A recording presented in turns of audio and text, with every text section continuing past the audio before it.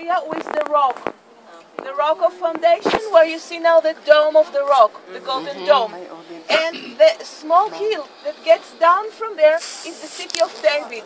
To the left, where the double bus is now at the corner, that's going down to the city of David. Then you have another valley called the Valley of Teropeon. That's the valley of the cheesemakers. They lived there in the past. And then you have the third mountain, Mount Zion, that you can see over there. You can see a pyramid-shaped top of the church, that's the Dormition Abbey, and that's on top of Mount Zion. But anywhere you sit, you can see the road climbing up to Mount Zion. Have a seat, but if you stand, come over here, it's better. So, City of David looks today like that. Right, that's what we saw. A lot of buildings, a small hill between two valleys. But that's how it looked in the past. Now you clearly see that there is a valley here, two valleys, and the city shaped like a triangle in the middle. Not a big city, 15 acres only. Why did David choose that small city to build? And you can see that the hill of City of David is down there. It is lower. Sorry, ma'am.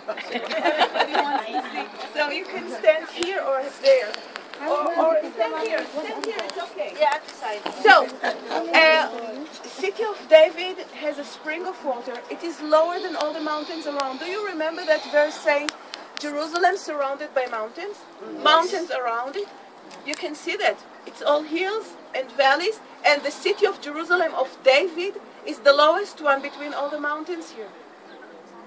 But he chose a place between the tribe of Judah, that was his own tribe, and the northern tribes where the rest of the tribes of Israel were sitting. If you see a far away hill behind the city, do you see one building on top of it? That's the tomb of Samuel, and that's at the land of the tribe of Benjamin. Oh, far away there. Samuel. Yeah, the tomb of Samuel the prophet. Okay, I want to show you the temple as it looked at the time of King Solomon. Here, no, that's the old city of today. That's what you see from when you're coming from the west. We're now in the east. And that is the Wailing Wall here. That section, small Wailing Wall. We'll get back to that. And the Golden Dome is the Dome of the Rock. And more to the left, there is a grey dome. This is Al-Aqsa Mosque. But let's go back in history. And that is the temple at the time of King Solomon. And you understand, I should have held it on the opposite direction like that. Because we stand on the east side. Okay? We stand here. But you understand, right? Yes. Okay. Now, that's the city as it was at the time of King Solomon, and until the first temple was ruined by the Babylonians, 586 BC. And then, after 70 years, rebuilt and stood like that through the time of the Greeks and the time of the Romans until King Herod. 2,000 years ago, that king decided to make the temple the most beautiful place on earth. And look what he did. The top, the summit of the mountain, can you move aside please, because they cannot see anything, thank you. The top of the mountain was surrounded by square section of walls. Do you see the walls? A square section. Yes. Okay, now you see that there is a gap between the bedrock and the wall, kind of a corner that is empty.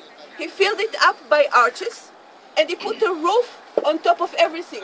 Do you see the roof? I mean, that's the plaza around the Dome of the Rock, like floor, huge area of floor. This is actually the roof sitting on top of arches, supported. Okay? Now, you notice also that in the center, around the Dome of the Rock, there are trees, but on the left corner, there are no trees. Yes. Because it is sitting over space, not on bedrock. Oh, okay. Okay, now that's how the temple looked. Facing the east, facing us, sacrifice outside. Building is quite small, but very high, so very impressive. And inside the building, only the priest could go. And to the back side of the temple, that was called the Holy of Holiest, where Jewish people believed God shows himself on earth, and were ordered to go 3 times a year to see him, Aliyah LaRegel. Father, Aliyah LaRegel is those 3 holidays to see God wherever he is on top of Mount Moriah, and that's where they pray. But that's only the high priest could go inside. to the priest building of the Muslims? only, no, Jewish people Jewish? only, no Muslim yet. It was not yet created. Muhammad was not born yet. Okay, Muhammad. Okay? Okay. Was not yet exist. Oh. You have to wait a long time until he will come. So, only the high priest could go inside the Holy of Holiest, the back side where they kept the Ark of the Covenant. Okay? Yes. Good. Where is that? No, it's not, it's gone. But the place is exactly the place of the Dome of the Rock, the Golden Dome. Okay. That's the location. The ark. That's the temple.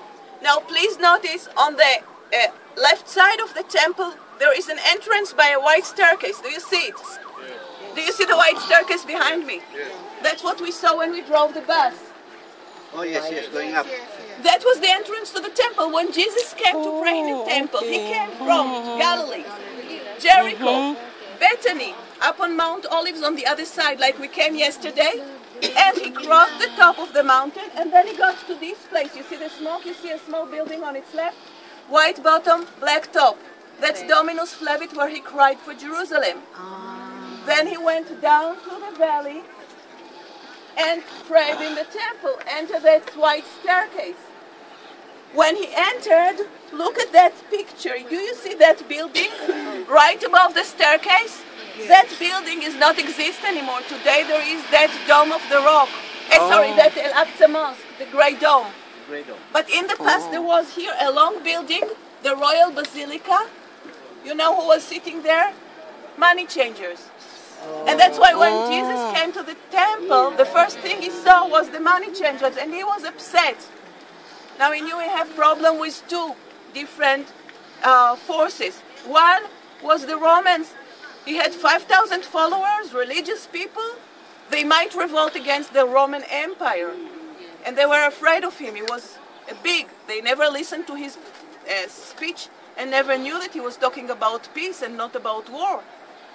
But a lot of other wars and revolts started on the background of religion, right? Okay, so the Romans were suspicious about him as a leader. The Jewish mainstreams were angry about him because he was getting out of the mainstream of Judaism, and so he knew he has to go away. But it was Passover Eve. So then he went to top of Mount Zion. He asked the disciples to find an upper room where they had the Last Supper. It is the building with a triangle top, and on its left there is a small building that is the room of the Last Supper. Then he took a staircase going down to the Kidron Valley and to the Garden of Olives, that's known as the Garden of Gethsemane. Down here, by that white, across the road from that white building, which is a Church of St. Stephen's, there is kind of a grove of trees. In there is the Church of Gethsemane. That's where he was praying that night. The disciples fell asleep in a cave. He left them and went to pray alone, and that is the place of the Church of Gethsemane. Next morning he was kissed and betrayed, taken first to the house of the high priest Caiaphas for the night. House of the high priest Caiaphas, now you have to stand in the sun and come to that side because you can see it from here. It is, do you see barren slope there? And on its left there is a big white building with a black, grey flat top. Do you see it? That's the church of St. Peter's in Gallicantu. If you don't recognize that, look more to the left. You see a red roof, flat red roof. Yeah. On the right side of the red roof, you have that the house of the high priest Caiaphas, and we're going to be there. Okay. Okay? Then, next morning, they took him to the Antonia Fortress. Look again to that picture on the northwest corner. Today there is that blue fabric hanging on that wall. Yes. There was the Antonia Fortress, the fortress of the Romans, where the Roman governors used to stay and judge the people. From there, where Pontius Pilate judged Jesus and condemned him, he started walking carrying the cross. This is the Via Dolorosa. He walked uphill a little bit, down into the valley of Teropeon, left down the valley of Teropeon, uphill again. Do you see a small shiny dot behind the golden dome with two gray domes next to that? That is the Church of the Holy Sepulchre. That is the place of the Golgotha and the grave, the tomb of Jesus. That is the end of the Via Dolorosa, the place of the crucifixion and burial. Oh, there's a grey dome. The grey big domes. Behind the golden dome on the left, and there is a golden dot next to that that is shining. That's where Jesus was crucified. That's where Jesus was crucified. Now remember, in Jesus' time it was outside of the city. Today it is in the middle of the old city, because the old city of today is not the city of David time. It's not the city of Jesus' time. It's the city of the Ottomans, the Turks from the 15th century. Okay, and that was a reminder from the driver that we have to go now to the bus. More pictures we'll take later, but you have a picture of the whole thing. We'll talk about the graves later. Let's go to the bus. Okay.